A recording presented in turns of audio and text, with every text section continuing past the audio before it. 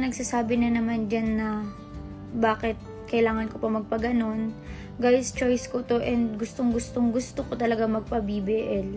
And ayun, ang chika ko nga sa inyo, hindi ko rin naiwasan sa Facebook yung mga comment na alam mo ka ng balyena, nalosyang ka na. Nag-react si Antoinette Gail Del Rosario sa mga taong nagbabash sa kanyang postpartum body. Inamin ni Antoinette sa ilang mga vlog niya na nakakatanggap siya ngayon ng pambabatikos mula sa mga netizens dahil sa pananaba niya matapos manganak kay Baby Meteor.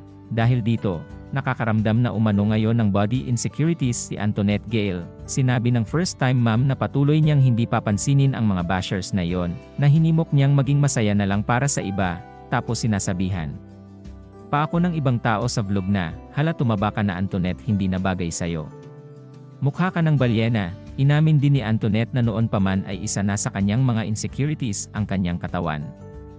Lumalala pa umano ito ngayon dahil na rin sa kanyang mga bashers. Ibinahagi ni Antoinette na sumasailalim siya sa isang diet regimen para pumayat bago siya sasailalim sa operasyon sa ilalim ni Doc Yapi ng The Icon Clinic. Ayon na nga ang chika, maging masaya tayo para sa tagumpay ng iba, magpapabibil na nga ako by Doc Yapi ng The Icon Clinic. Sabi ko nga sa inyo before, body ko talaga ang aking insecurities, mahal ko yung postpartum body ko, pero since ang daming sasabi sa akin, na lumaki nako especially mga body shame sa akin, like mukha akong balyena, ganyan ganon.